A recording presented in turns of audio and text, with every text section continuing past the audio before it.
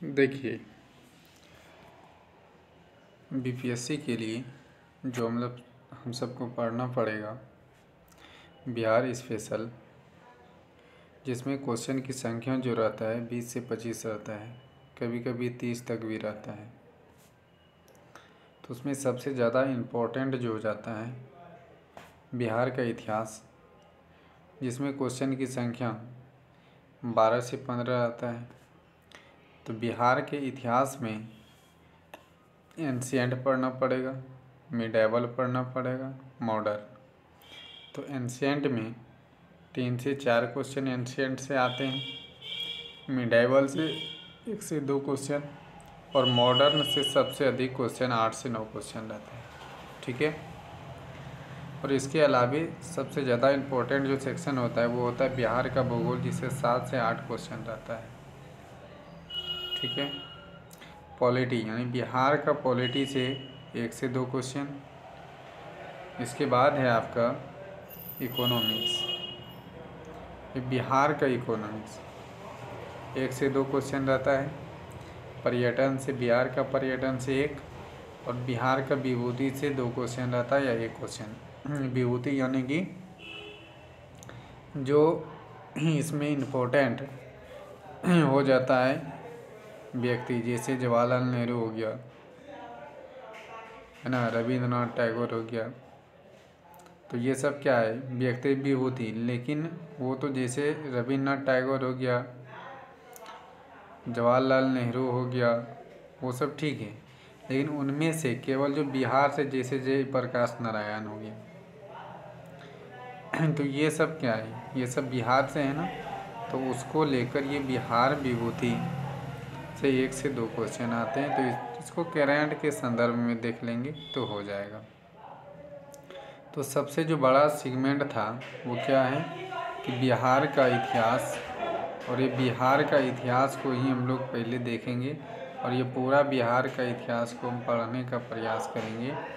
और इसको देखते हैं किस प्रकार से पढ़ेंगे। तो ये है आपका पहले इतिहास। इतिहास को जिस प्रकार से हम लोग पढ़ने के लिए बांटते हैं कि 3 भाग में बांट देते हैं। पहले तो हम लोग पढ़ते हैं, पढ़ने के क्रम में क्या कहते हैं कि ये प्राचीन इतिहास, मध्यकालीन इतिहास और इतिहास, यही होता है। लेकिन इसको वैज्ञानिक तौर पर जो बांटा गया है, प्राग ऐतिहासिक काल, आद्य ऐतिहासिक काल और ऐतिहासिक काल। तो प्राग ऐतिहासिक काल वह काल जिसमें कि ना तो लिखा गया है कुछ, ना तो पढ़ा जा गया है, यानी इसको हम लोग बोलते हैं पाषाण काल। प्राग ऐतिहासिक काल का मतलब हो गया पाषाण काल। कौन सा काल, तो ये पाषाण काल। ये प्राग ऐतिहासिक काल को पाषाण काल भी कहेंगे। और पाषाण काल को भी 3 भागों में बांटा गया है, पूरा पाषाण काल, मध्य पाषाण काल, नव पाषाण काल। अब ये पाषाण का मतलब होता है पत्थर, यानी ये पाषाण जो होता है पत्थर, यानी कि फर्स्ट पीरियड में जो चल रहा है प्राग ऐतिहासिक काल, उसमें पत्थरों का काल है। कौन सा, पत्थरों का काल। फिर आता है आद्य ऐतिहासिक काल। आद्य ऐतिहासिक काल में सिंधु घाटी सभ्यता, वैदिक सभ्यता, ये सब पढ़ते हैं। फिर आता है ऐतिहासिक काल। तो ये जो देख रहे हैं ऐतिहासिक काल, ये ऐतिहासिक काल है। ये आप देख सकते हैं। आद्य ऐतिहासिक काल में क्या है कि कुछ चीज़ों को तो लिखा गया है, लेकिन अभी तक पढ़ने में किसी को अच्छी तरीक़ा से अभी तक उसको कुछ पढ़ ही नहीं पाया, यानी पढ़ने में अभी तक उसको किसी को भी सफलता प्राप्त नहीं हुआ है। तो उसको बोलते हैं आद्य ऐतिहासिक काल। उसके बाद आता है ऐतिहासिक काल। ऐतिहासिक काल में जो भी लिखना पढ़ना, ये सारे चीज़ों का बात हो गया। सब कुछ लिखा जा रहा है, पढ़ा जा रहा है। वर्तमान समय में भी कुछ दिनों के बाद ये क्या इतिहास हो जाएगा। तो इस काल को ऐतिहासिक काल, और यहीं से बिहार स्पेशल पढ़ते हैं, इसी सेगमेंट से लेकर, जिसमें कि प्राचीन भारत का इतिहास, मध्य भारत का इतिहास, आधुनिक भारत का इतिहास, तो इसी ऐतिहासिक को हम लोग बांटेंगे प्राचीन बिहार का इतिहास, मध्यकालीन बिहार का इतिहास, आधुनिक बिहार का इतिहास। तो इसमें से अभी पहले स्टार्ट कर रहे हैं कौन सा, प्राचीन भारत का इतिहास। तो प्राचीन भारत का इतिहास देखते हैं, पहला क्या है प्राचीन भारत का इतिहास। तो इसके बारे में कुछ जो है परिचय जान लेते हैं। ये बिहार का परिचय है। तो पहले बिहार नहीं था, पहले विहार था, विहार। और विहार का अर्थ होता है बौद्ध मठ। यानी बौद्ध मठ कहने का मतलब है कि बौद्ध धर्म के जो मानने वाले लोग थे यानी भिक्षुक थे, वो वहाँ पर निवास करते थे, रहते थे, इसीलिए इसको विहार कहा जाता था। और विहार मतलब घूरना भी होता है, यानी कि घूमना होता है, भ्रमण करना होता है। और भ्रमण कर कर जहाँ पर बौद्ध भिक्षुक ठहरते थे उसी को कहा जाता था विहार। तो पहली बार जो है ना विहार से बिहार जो बना वो तुर्क के समय में परिवर्तन हुआ है। और तुर्क के समय यानी तुर्क का समय परिवर्तन हुआ है। और तुर्क के समय शासन जो चल रहा था वो तुगलक वंश का चल रहा था। किसका, तुगलक वंश, जिसमें से तुगलक वंश के समय में शासक का प्रॉपर बेस पे बात किया जाए तो नासरुद्दीन महमूद का शासन चल रहा था। इसी के दरबार में एक विद्वान मिनहाज सिराज रहते थे और उन्होंने एक पुस्तक लिखा तबकाते नासरी। उन्होंने एक पुस्तक जो लिखा है वो क्या लिखा है, तबकाते नासरी। और ये तबकाते नासरी में ही सबसे पहली बार बिहार शब्द का प्रयोग किया गया था। किसका, तो ये बिहार शब्द का प्रयोग पहली बार तबकाते नासरी में किया गया था। वो पुस्तक लिखने वाले विद्वान कौन थे, मिनहाज सिराज। और वो किसके दरबार में रहते थे, तो नासरुद्दीन महमूद शासक के दरबार में रहते थे। नसरुद्दीन महमूद जो था तुगलक वंश का शासक था। तो ये सारी बात को आप देख लिए। अब देखिए, ये तो परिचय देखिए कि बिहार जो बना विहार से हो। इसके बाद हम सबको क्या और पढ़ना है, तो महाजनपद में पढ़ना है हर्यक वंश, शिशुनाग वंश, नंद वंश, मौर्य वंश, मौर्योत्तर वंश, गुप्त वंश, गुप्तोत्तर वंश। इसमें गुप्त काल में ही क्या देखना है हम सबको, बौद्ध और जैन देखना है। बस इतना ही पढ़ना है। ये एंशिएंट हिस्ट्री बिहार का ख़त्म हो जाएगा। तो देखते हैं आगे।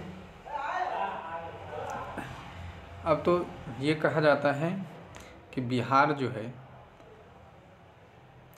जो मगध साम्राज्य देखते हैं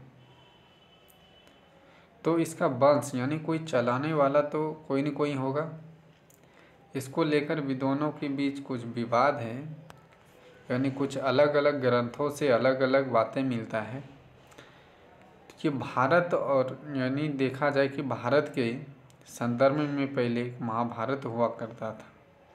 महाभारत और पुराण के अनुसार बिहार यानी मगध का सबसे प्राचीनतम वंश जो है वो कौन है, बृहद्रथ वंश है। कौन है, बृहद्रथ वंश है। ये जो है मगध का यदि देखा जाए सबसे पुराना किसके अनुसार, महाभारत और पुराण के अनुसार सबसे जो प्राचीनतम वंश है वो बृहद्रथ वंश है। और इसका स्थापना जो है या संस्थापक कहा जाए, किसका स्थापना क्या था, संस्थापक बृहद्रथ ही था। लगभग 600 BC पूर्व की बात है ये। और इसी वंश का एक राजा हुआ करते थे, प्रतापी राजा। कौन, जरासंध। जरासंध जो प्रतापी राजा हुआ करते थे, किस वंश के, बृहद्रथ वंश के। तो इसी जरासंध को कृष्ण के कहने पर भीम ने द्वंद्व के युद्ध में वध कर दिया था। तो यहाँ से क्वेश्चन भी कई बार पूछा गया है कि जरासंध का वध किसने किया था? तो भीम ने किया था। किस युद्ध में? तो द्वंद्व के युद्ध में किया था। किसके कहने पर? कृष्ण के कहने पर। तो आप देख पा रहे हैं कि महाभारत और पुराण के अनुसार सबसे प्राचीनतम वंश वृद्धरथ वंश था। कौन था? वृद्धरथ वंश। लेकिन बौद्ध ग्रंथ के अनुसार मगध का सबसे प्राचीनतम वंश हर्यक वंश है। कौन है? तो ये हर्यक वंश है। हर्यक वंश जो है ये किसके अनुसार है? तो ये बौद्ध ग्रंथ के अनुसार सबसे प्राचीनतम ग्रंथ है। ये भी कई बार क्वेश्चन पूछा गया है। और हर्यक वंश की राजधानी जो था वो कहाँ था? राजगिरी। आप देख सकते हैं, ये थोड़ा सा नोट किए हुए हैं। लगभग 600 BC में जो है महाजनपद, जो 16 महाजनपद है, इसका उदय हुआ है। और इसका जानकारी कहाँ से मिलता है हमको? अंगुत्तर निकाय से। कहाँ से मिलता है? तो अंगुत्तर निकाय से इसकी जानकारी 16 महाजनपदों का उदय जो हुआ उसका जानकारी मिलता है। तो देख पा रहे हैं हर्यक वंश बौद्ध के अनुसार सबसे प्राचीनतम है। इसकी राजधानी कहाँ है? राजगिरी है। और इसके संस्थापक बिंबिसार है। कौन है? बिंबिसार है। और मगध का जो विस्तार का सबसे पहले नीति अपनाया था, यानी मगध का विस्तार की नीति यदि देखा जाए तो वो बिंबिसार ने अपनाया था। और इस बिंबिसार ने जो विस्तार की नीति अपनाया था वो या तो युद्ध नीति से और वैवाहिक संबंध दोनों तरह से इन्होंने अपनाया था।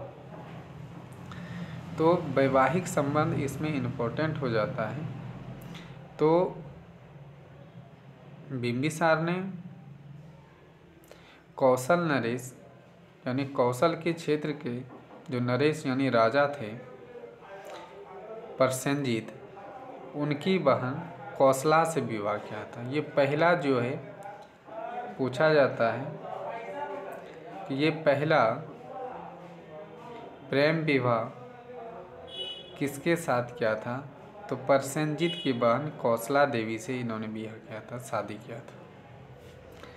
इसके बाद देखें तो दूसरा शादी जो इन्होंने किया है वो लिच्छवी गणराज के चेटक की पुत्री चेलना, लिच्छवी गणराज के चेटक की पुत्री है चेलना, उससे विवाह किया है, शादी किए हैं।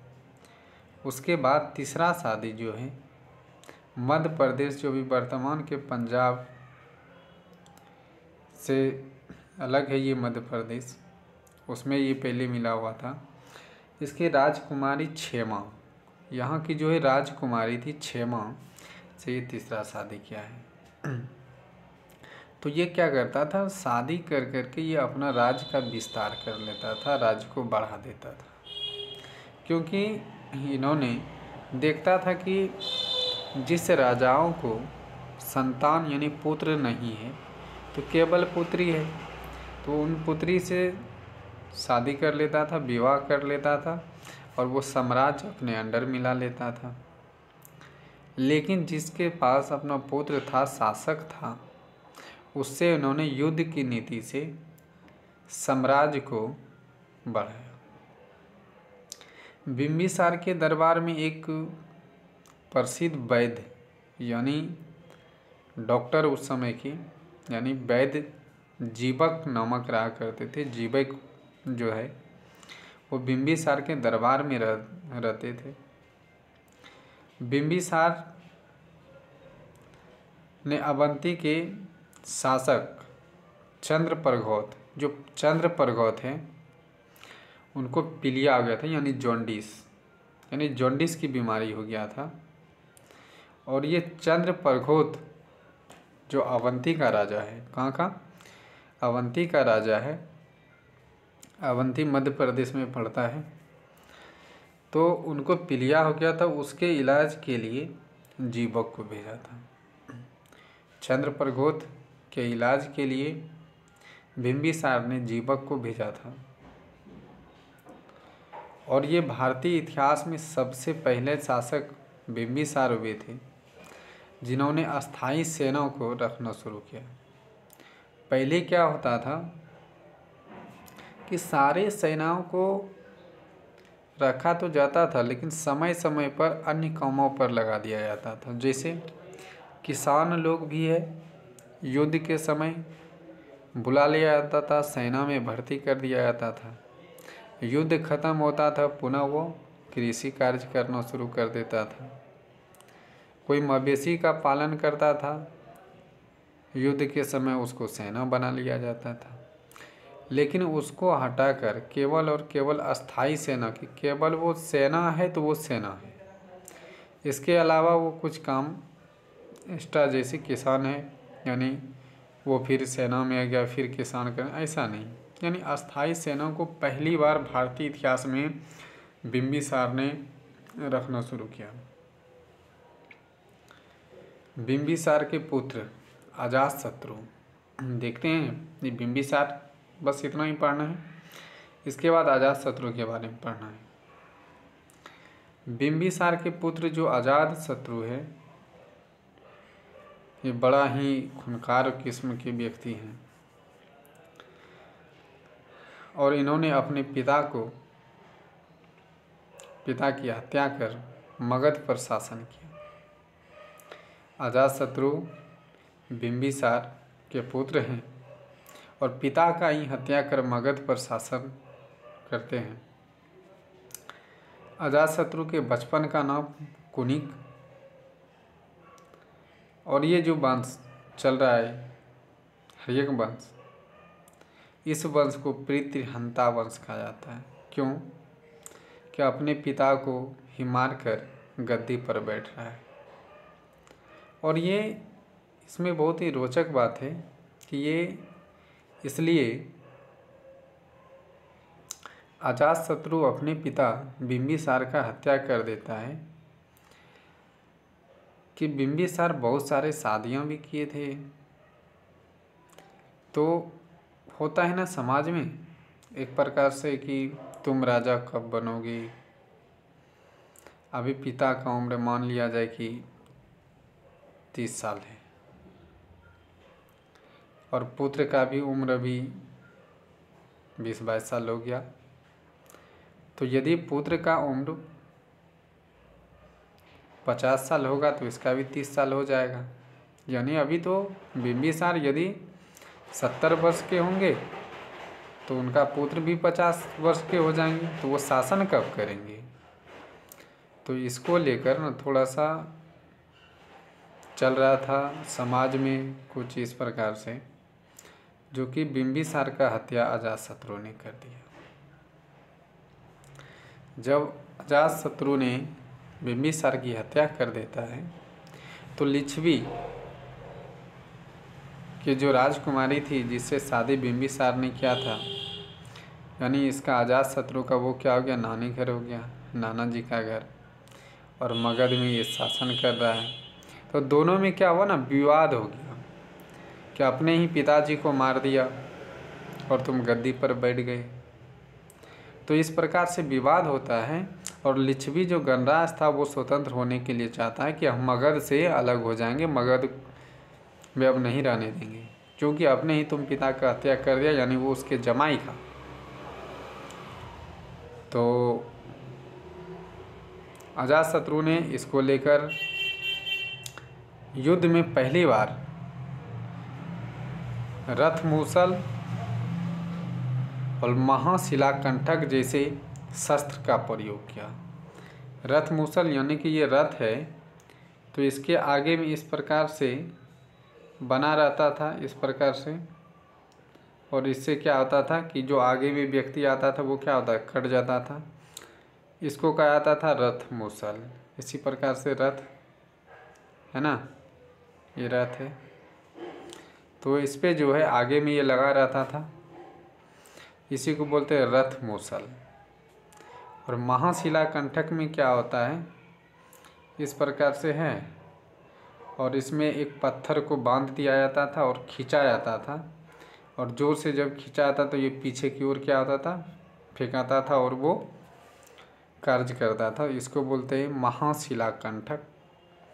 और ये रथ मूसल देख ली। तो इस प्रकार से ये पहली बार। और अजात शत्रु के समय ही में ही पहला बौद्ध संगति 483 BC में राजगिरी में होता है। महाकश्यप के अध्यक्षता में होता है, अध्यक्षता में होता है। कभी कभी ये भी पूछा जाता है राजगिरी में तो हुआ, लेकिन राजगिरी की किस गुफा में, तो सप्तकर्णी गुफा में। कहाँ? सप्तकर्णी गुफा में। और अजात शत्रु के शासन काल में ही गौतम बुद्ध का महापरिनिर्वाण हो गया, यानी निधन हो गया। तो किसके शासन काल में? तो ये अजात शत्रु के शासन काल में ही गौतम बुद्ध का मृत्यु हो जाता है, महापरिनिर्वाण प्राप्त हो जाते हैं। इसके बाद अजात शत्रु का बेटा उदयन, कौन है? उदयन है। और अजात शत्रु जिस प्रकार से किया था अपने पिता का हत्या बिंबिसार का, उसी तरह उदयन ने अपने पिता का हत्या कर देता है अजात शत्रु का, यानी जैसा करनी वैसा भरने वाला कहानी हो जाता है। तो फिर उदयन ने अपने पिता को मारकर गद्दी पर बैठ जाता है, और ये गंगा और सौर नदी के संगम पर क्या करता है, पाटलिपुत्र नामक शहर को बसाता है। किसको? ये जो है ना, ये क्षेत्र बसाता है पाटलिपुत्र नामक शहर, जिसको पहले कुसुमपुर कहा जाता था। ये गंगा और सौर नदी के संगम पर है बसा हुआ, ठीक है। और इन्होंने पाटलिपुत्र को मगध की राजधानी बनाया। बिंबिसार ने जो बनाया था, राजगिरी को बनाया था अपनी राजधानी, लेकिन ये उदयन जो है अपनी राजधानी पाटलिपुत्र को बनाता है। किसको? पाटलिपुत्र को बनाता है। इसी प्रकार से इसमें ज़्यादा कुछ नहीं पढ़ना है बिहार को लेकर। फिर है हर्यक वंश, यानी हर्यक वंश का जो अंतिम शासक होता है वो कौन होता है? तो ये नागदशक होता है। और नागदशक जो है इसी के शासनकाल में धीरे धीरे ये समाप्त हो जाता है शासनकाल। कारण क्या है? ये जो है भोग विलासी शासन, यानी कि ये ज़्यादातर कार्य अपना नहीं करना चाहता है, केवल और केवल ये क्या करता है, अपने अय्यासी करने के चक्कर में ये पूरे राजपाट को बर्बाद कर देता है। और ये नागदशक का हत्या जो है शिशुनाग ने कर देता है। शिशुनाग जो होता है नागदशक का सेनापति रहता है, और इन्होंने ही शिशुनाग ने नागदशक का हत्या करके शिशुनाग वंश को स्थापित कर देता है। किसको? शिशुनाग वंश को। तो ये शिशुनाग वंश हर्यक के कौन सा हो गया? अंतिम शासक। किसको मारकर? नागदशक को मारकर शिशुनाग वंश की स्थापना कर देता है, स्थापित कर देता है। और इन्होंने मगध की राजधानी वैशाली बना लेता है। कहाँ? वैशाली बनाता है, ठीक है। नागदशक ने जो बनाया था वो तो उसके पहले कौन था? नागदशक के पहले जो था उन्होंने पाटलिपुत्र को बनाया। उसके पहले कहाँ था? राजगिरी था। अभी कहाँ चला गया राजधानी? वैशाली। फिर ये शिशुनाग वंश का जो और उत्तराधिकारी हुए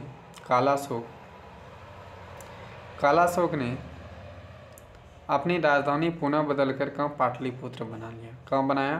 पाटलिपुत्र। और कालाशोक के शासनकाल में ही 383 BC में वैशाली में बौद्ध संगति हुआ। कहाँ हुआ? वैशाली में बौद्ध संगति हुआ। तो ये जो था अभी तक जो देखे ये शिशुनाग वंश तक देख लिए।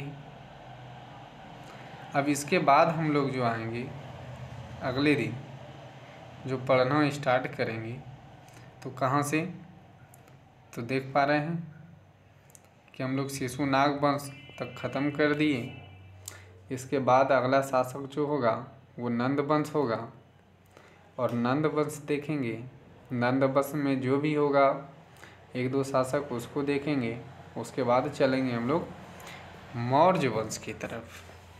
तो आज के लिए इतना ही। आप सबों को बहुत बहुत धन्यवाद, और आप लोग इस वीडियो को ज़्यादा से ज़्यादा शेयर करें, जिससे कि मेरा भी मनोबल बना रहे। और जो भी न्यू इस चैनल से जुड़ रहे वो चैनल को सब्सक्राइब कर लें। पूरा बिहार स्पेशल इसमें पढ़ा दिया जाएगा, इससे ज़्यादा कुछ भी पढ़ने की आवश्यकता नहीं होगी। तो आज के लिए इतना ही। Thank you.